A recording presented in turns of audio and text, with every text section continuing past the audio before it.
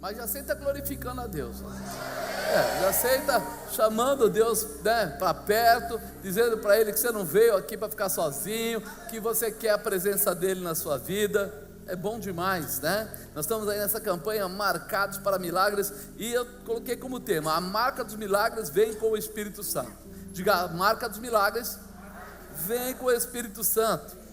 Olha, quer queira, quer não, nós precisamos viver essa promessa, essa palavra, essa situação especial que Ele tem nos dado, né? Todos podemos escolher ser marcados por milagres, né? Isso mesmo, a vida cristã, ela é uma escolha. Fala, a vida cristã é uma escolha. Ninguém empurrou ninguém para dentro da igreja.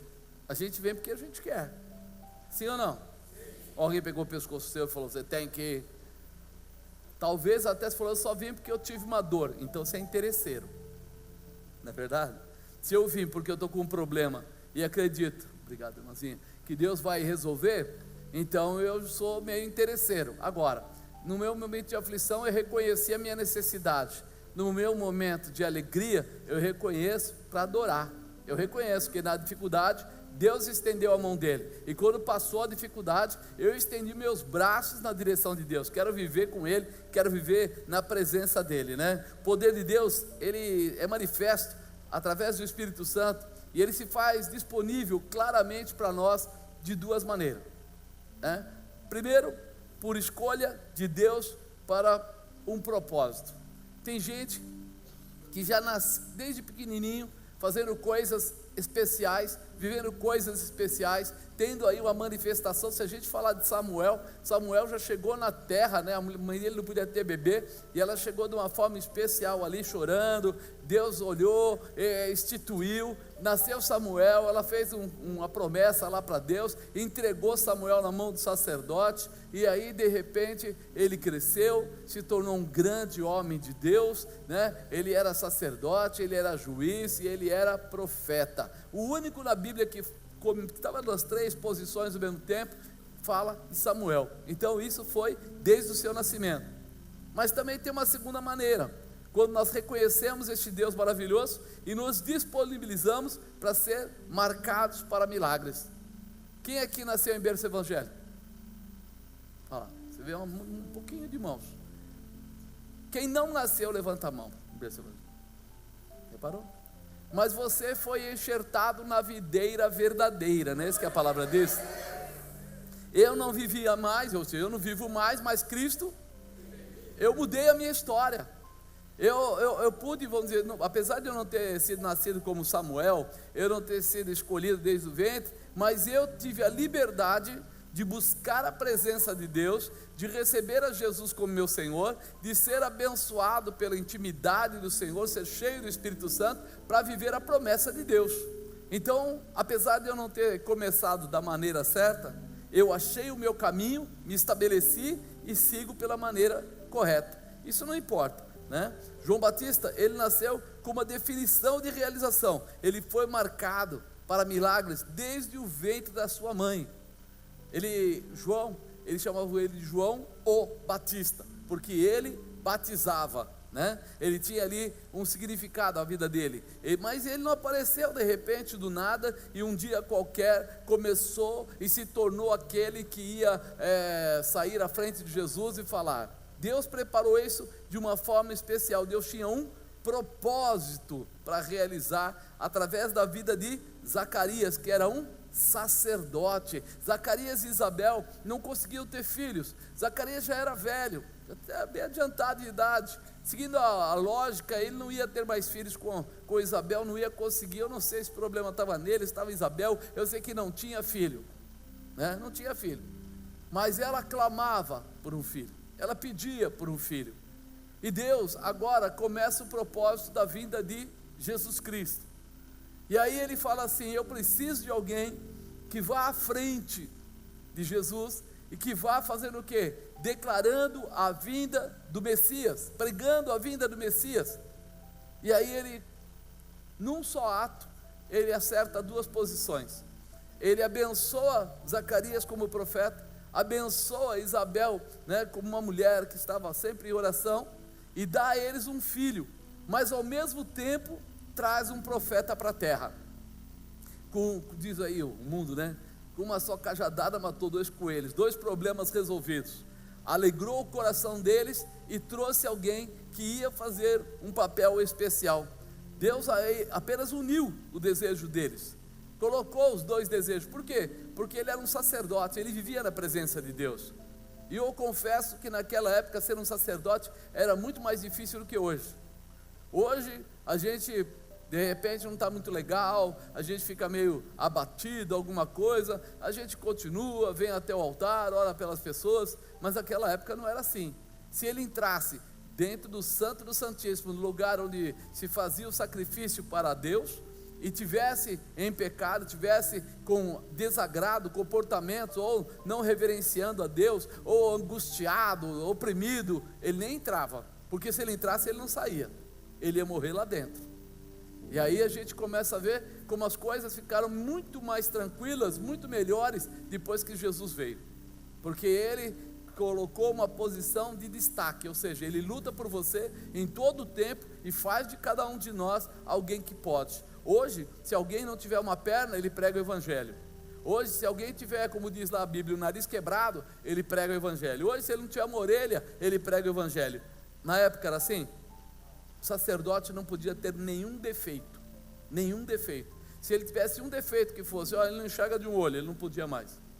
Tinha que ser alguém realmente preparado. Então eu falo que a vinda de Jesus trouxe para a gente tanta coisa boa que a gente nem percebe, porque a gente passa batido em muitas situações. Mas o que eu quero lembrar para você é que essa situação ocorreu e está na Bíblia. Olha, Lucas capítulo 1, versículo 12 fala: Zacarias, vendo-o, turbou-se e caiu de temor sobre ele. Mas o anjo lhe disse: Zacarias, não temas, porque a tua oração foi ouvida. Isabel, tua mulher, dará à luz a um filho, e lhe porás o nome de João. E terás prazer e alegria, e muitos se alegrarão no seu nascimento, porque será grande diante do Senhor. Não beberá vinho, nem bebida forte, será cheio do Espírito Santo, já desde o ventre da sua mãe. E converterá muitos dos filhos de Israel ao Senhor seu Deus, e irá diante dele no espírito e a virtude de Elias, para converter as orações dos pais aos filhos, e os rebeldes à prudência dos justos, com o fim de preparar ao Senhor um povo bem disposto. Então ele está dizendo aqui: olha, alguma coisa vai acontecer, algo muito especial vai vir aí, um bebê vai nascer, e esse bebê vai ser muito usado, ele vai adiante do Messias, ele vai adiante do Salvador. E olha que coisa interessante, ele fala: porque será grande diante do Senhor, não beberá vinho nem bebida forte, será cheio do Espírito Santo. Você reparou que é bem claro aqui como é que é orientado, e que isso é o Novo Testamento, e é uma orientação.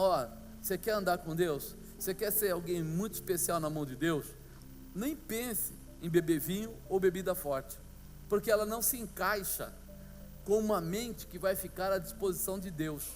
Se você entra na bebida, sua mente fica confundida com qualquer coisa. Então tem horas que tem crente perguntando: por que eu não posso beber? Quando ele fala que não pode beber, você mostra para ele a palavra. Não é o apóstolo que está falando.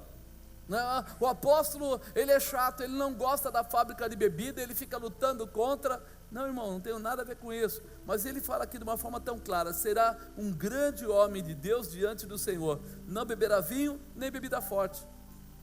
A mente dele tinha que estar livre para estar estabelecida em Deus, para não ter momentos de engano ou de fragilidade, mas para ter uma convicção, para ter um estabelecimento. Quem já foi aí de repente conheceu o centro espírita, conheceu essas coisas, você vê que eles têm o hábito de beber, que isso facilita muito. Eles dizem que é para o santo, mas isso também faz com que o ser humano fique com a mente dele aberta para receber o quê? Qualquer coisa, não causa nenhuma dificuldade. Por isso bebida não é bom para nós, porque a nossa mente pertence a Cristo, e eu tenho objetivo, propósito e determinação, e tenho que estar debaixo dessa palavra. Amém? É importante. Para que a marca dos milagres se estabelecesse em João, faltava apenas a introdução do Espírito Santo na sua vida. Ele já tinha uma promessa, sim ou não?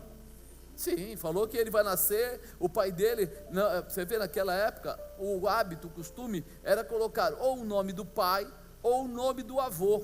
era uma ligação. O filho sempre recebia, quando era, vamos dizer, a abertura, o nome do avô materno.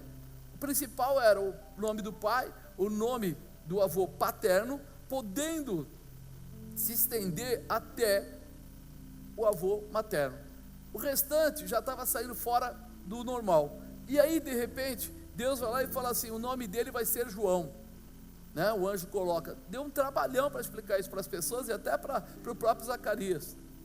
Mas, mesmo com toda essa promessa, voltando à palavra, a gente percebe uma coisa, que a promessa na tua vida, ela não, por si só, ela não realiza. Por si só, ela não acontece. Eu posso ter o desejo de comprar um carro, eu posso conhecer de carro, eu posso ir até lá e conversar sobre o carro, mas eu preciso ter dinheiro, eu preciso ter alguma coisa que vá pagar as custas, que vá manter a estrutura. Então, em Lucas 1,39 fala algo interessante. Olha o que ele fala: naqueles dias, levantando-se Maria, foi apressada às montanhas, a uma cidade de Judá, entrou em casa de Zacarias, e saudou a Isabel. E aconteceu que, ao ouvir Isabel a saudação de Maria, a criancinha saltou no seu ventre. E Isabel foi cheia do quê? Do Espírito Santo, e exclamou com grande voz e disse: bendita és tu entre as mulheres, bendito o fruto do teu ventre. E de onde me provém isto a mim, que venha visitar-me a mãe do meu Senhor? Olha que situação. Naquela hora, ela se enche de alegria, mas o bebê recebe a manifestação do Espírito Santo.